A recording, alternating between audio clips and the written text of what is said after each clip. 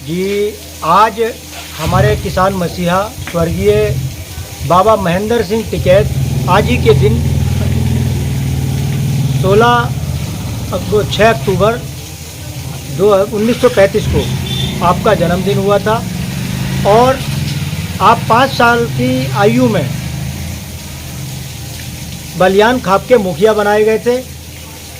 और उसके बाद में जो था, जब बलियान खाप के मुखिया बनाए गए और किसान यूनियन जो थी 1975 में बंटवारे के समय लगभग समाप्ति की कगार पे थी।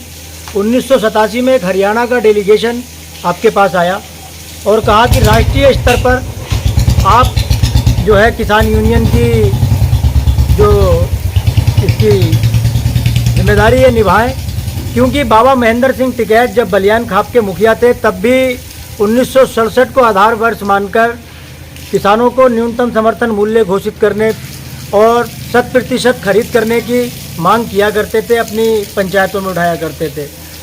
तो जब बाबा टिकैत ने किसान यूनियन की बागडोर अपने हाथों में संभाली तो सबसे पहला जो आंदोलन था करमू खेड़ी बिजली घर पर मुजफ्फरनगर में आपने आंदोलन किया। उस आंदोलन में पुलिस के द्वारा गोलीबारी की गई, जिसमें हमारे कई किसान शहीद हुए। जब किसान शहीद हुए तब से किसानों की एक गूंज जो थी बाबा टिकैत ने पूरे देश में मतलब कहते हैं धाक जमा दी।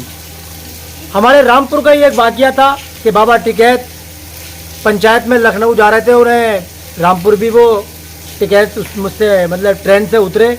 जब ट्रेन से उतरे तो ट्रेन जो थी चल दी और बाबा टिकैत का हुक्का जो था ट्रेन में रह गया। बाबा टिकैत ने वहीं पे आंदोलन शुरू कर दिया और आंदोलन भी इतना व्यापक आंदोलन करा कि कहा कि जब तक ट्रेन मेरा हुक्का वापस लेकर नहीं आएगी तब तक मैं जो हूँ यहाँ से नहीं उठूँगा। और जब बाबा टिकैत का एक जलवा भी था कि बाबा टिकैत जहाँ बैठ जाया करते थे वहाँ पे आंदोलन ऐसा नहीं होता था कि 10 आदमी, 20 आदमी, 50 आदमी, 100 आदमी, लाख आदमी, बल्कि करोड़ों आदमियों का काफिला वहाँ पर एकदम इकट्ठा हो जाया करता था। तो बाबा टिकैत से डर कर रेलवे विभाग में हड़कंप मच गया। बाबा टिकैत की मान मुनव्वल करने लगे और कहने लगे कि हम किसी भी सवारी से आपका हुक्का जो है वापस मंगा देते हैं।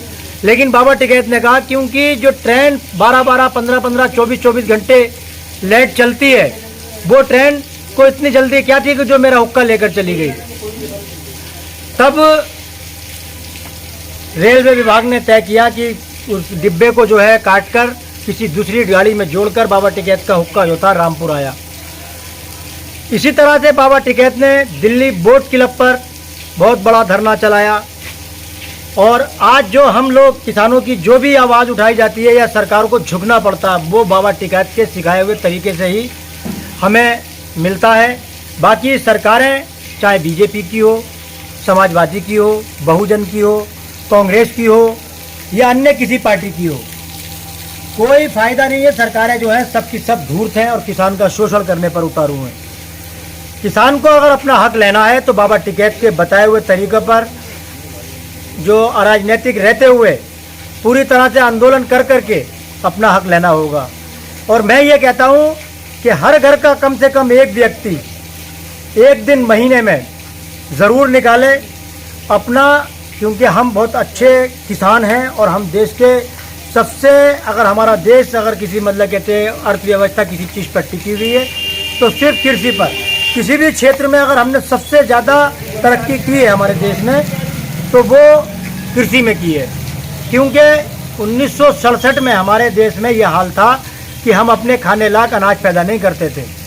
आज हम जो 1967 में आयात किया करते थे खाद्यान्न का और 1975 आते आते मात्र 8 वर्षों में हमारे देश में यह हाल हो गया कि हम जो आयात किया करते थे हम निर्यात करने लगे। लेकिन तभी से किसान की हालात बुरी बद से बदतर होती चली जा रही है, क्योंकि हम अच्छे पैदावार, उच्च गुणवत्ता का खाद्यान्न पैदा करते हैं और क्वांटिटी में भी हमने बहुत बढ़ा लिया अपने आप को, लेकिन बेचना नहीं सीखे।